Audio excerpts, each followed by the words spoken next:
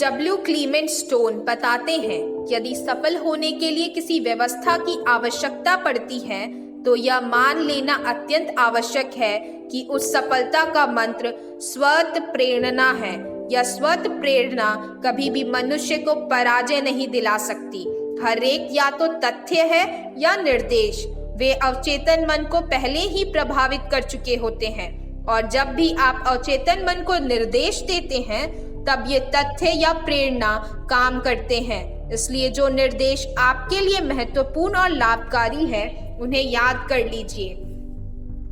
शांत मन मस्तिष्क ही बेहतरीन परिणाम देते हैं। चिंता उद्देश्य की ओर से हमारा ध्यान कम कर देती है।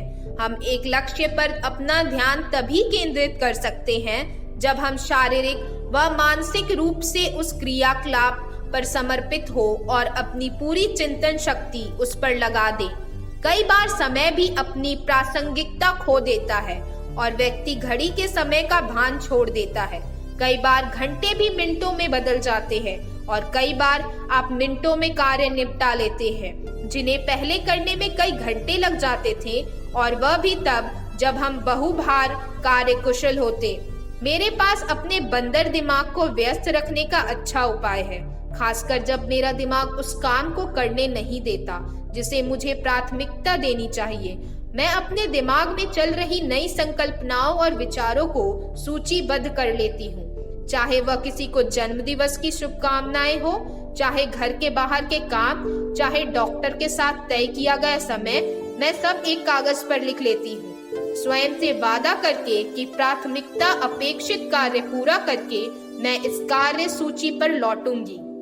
ऐसा करने पर मैं हाथ में लिया गया कार्य एकाग्रचित्तता से कर पाती हूँ और स्वयं को एक समय में एक से अधिक कार्य करने से रोक पाती हूँ, जिसका परिणाम कम या कुछ नहीं होता। यह अधिकतर तब होता है जब मेरे मन हाथ में लिए गए कार्य में नहीं लगता। साथ में अन्य कामों की सूची रखने से मैं स्वयं को नियंत्रित कर सामने वाले कार्य को पूरा कर पाती हूँ।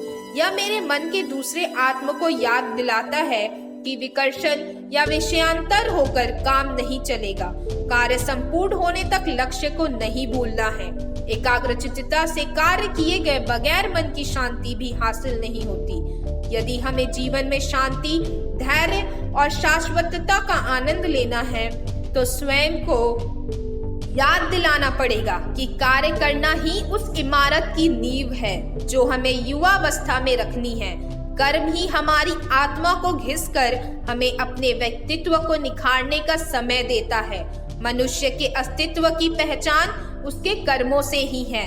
इसी आशा में साथ मैं कामना करती हूँ कि आप हमेशा ही वर्तमान में रहें, हर क्षण में को भरपूर जिए और जीवन में अच्छे कर्म करके हर पल को सार्थक बनाएं।